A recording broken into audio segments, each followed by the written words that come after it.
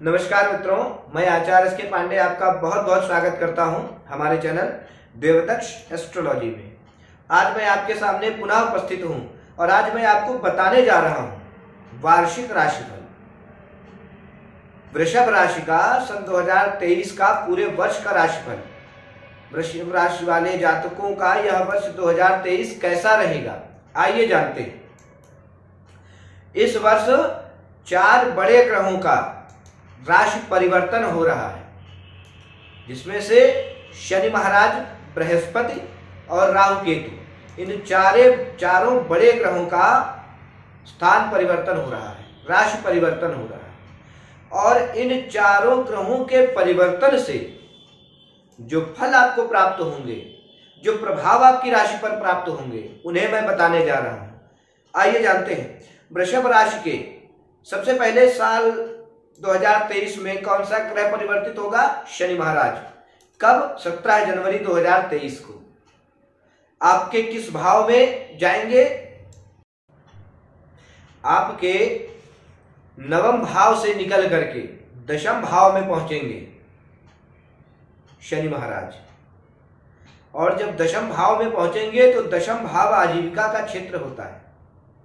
आजीविका, व्यवसाय इत्यादि, जहां से आपकी आजीविका चलती है उसे कहते हैं। जहां पर कार्य होता है, जो भी आप कार्य करते हैं धन के लिए, वह भाव दशम भाव होता है।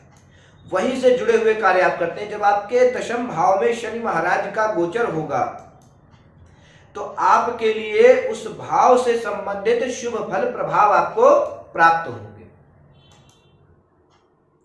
उनकी तीसरी दृष्टि आपके द्वादश भाव पर आएगी, यानी कि जहां पर शनि महाराज की नीच की राशि है, मेष राशि, वहां पर जाएगी तो तनावग्रस्त जीवन हो सकता है। कार्य क्षेत्र, व्यवसाय में इतना व्यस्त हो जाए कि घर वालों के लिए समय भी नहीं निकाल पाए।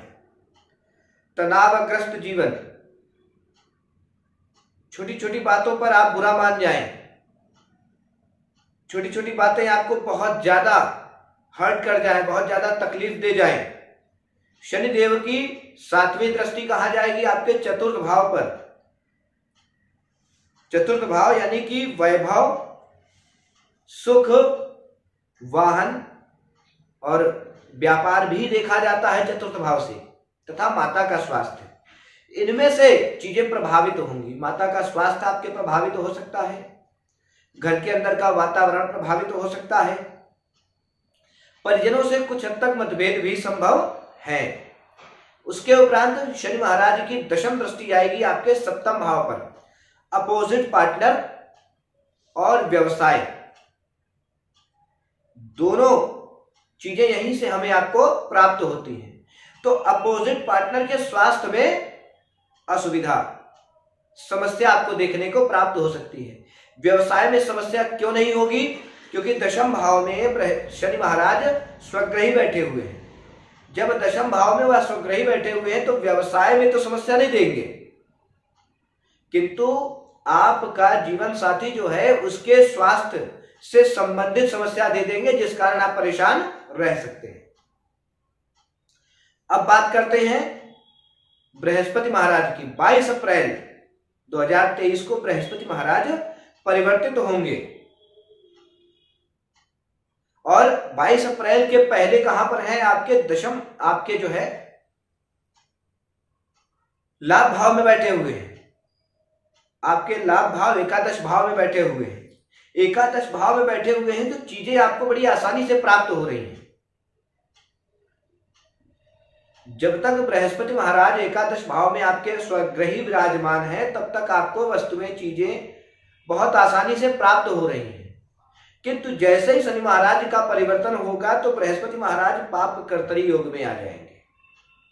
पाप कर्तरी योग में जो आएंगे तो थोड़ी बहुत समस्याओं के साथ फिर भी स्थिति सामान्य रहेगी। चीजें आपको प्राप्त होती रहेंगी, व्यवस्थाएं आपकी चलती रहेंगी, धन से संबंधित व्यवस्थाएं आपकी सुचारू रूप से चलती रहेंगी। धन से संबंधित कोई भी समस्या नहीं होगी। किंतु जैसे ही बृहस्पति महाराज 22 अप्रैल से परिवर्तित होकर के मेष राशि में जाएंगे आपके द्वादश भाव में, जैसे ही वहां पर वो पहुंचेंगे वैसे ही पेट से संबंधित समस्याएं आपको प्राप्त हो सकती हैं, आपका स्वास्थ्य प्रभावित हो सकता है और स्वास्थ्य के साथ साथ व्यापार में भी कुछ समस्या आपको देखने को प्राप्त हो सकती है। अब बृहस्पति महाराज की 5वीं दृष्टि हम देखते हैं कहां पर जा रही है। 22 अप्रैल के पहले कर्क राशि यानी कि आपके तीसरे भाव में जा रही है। तो तीसरे भाव में जब आपके बृहस्पति महाराज की दृष्टि जा रही है तो आपके मित्रों, भाइयों इत्यादि से आपको लाभ प्राप्त होगा। उनसे, उनके सहयोग से आप हर कार्य को पूर्ण कर लेंगे। जिस कार्य में आपको अड़चन आ रही है, किसी प्रकार का अवरोध उत्पन्न हो रहा है, वह शीघ्र ही दूर हो जाएगा भाइयों और मित्रों के सहयोग से। और बृहस्पति महाराज की 7वीं दृष्टि कहां पर गई? कन्या राशि में, आपके 5म भाव में। तो संतान से संबंधित, संतान को जो स्वास्थ्य की समस्या है वह भी दूर हो जाएगी। संतान का मन पढ़ाई में नहीं लग रहा था, संतान के प्रति आप बहुत चिंतित थे, वह भी शीघ्र ही दूर हो जाएगा। 9वीं दृष्टि आपकी कहां पर गई? बृहस्पति महाराज की 9वीं दृष्टि आपकी कुंडली के आधार पर आपके 7म भाव में गई। तो 7म भाव में गई और यह 22 अप्रैल 2023 तक रहने वाली है। तो 22 अप्रैल 2023 तक रहने वाली है।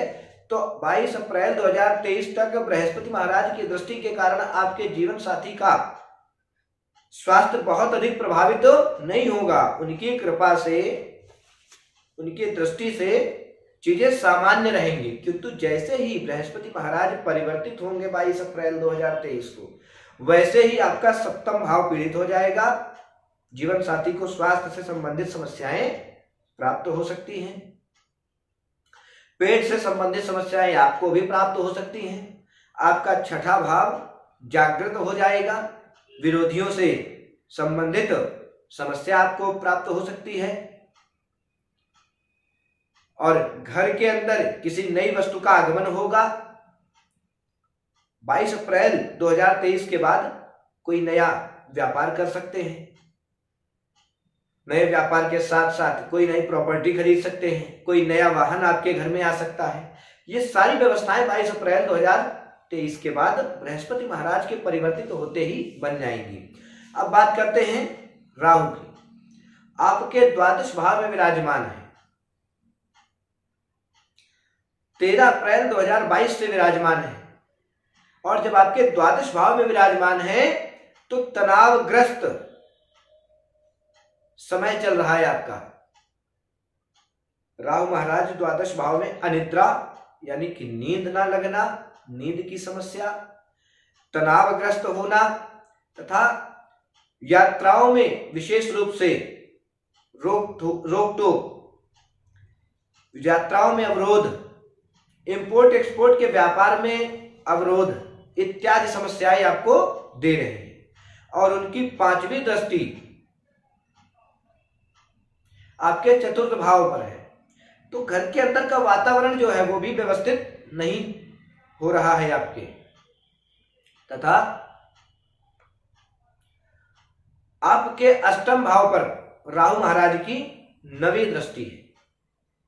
तो 9वीं दृष्टि के कारण दुर्घटना से संबंधित योग भी बन रहे हैं, अतः सावधानी रखने की आवश्यकता है। 7वीं दृष्टि उनकी आपके विरोधियों के घर पर है, 6ठे भाव पर, जहां पर कर्ज, रोग एवं ऋण है। तो राहु महाराज की दृष्टि के कारण कर्ज बढ़ गया है अथवा रोग बढ़ गया है। तो जब ये बृहस्पति महाराज परिवर्तित होंगे, इनके परिवर्तित होते ही कुछ रोग तो लगेगी, किंतु वहां राहु महाराज की दृष्टि रहने वाली है 30 अक्टूबर 2023 तक। तो बहुत अधिक आपको शांति, बहुत अधिक आपको राहत नहीं मिलने वाली है। आपके लिए आर्थिक क्षेत्र पर यह वर्ष बेहतर रहने वाला है, किंतु तनावग्रस्त तथा शारीरिक स्वास्थ्य आपका इस वर्ष प्रभावित हो सकता है। आज के लिए बस इतना ही। नमस्कार।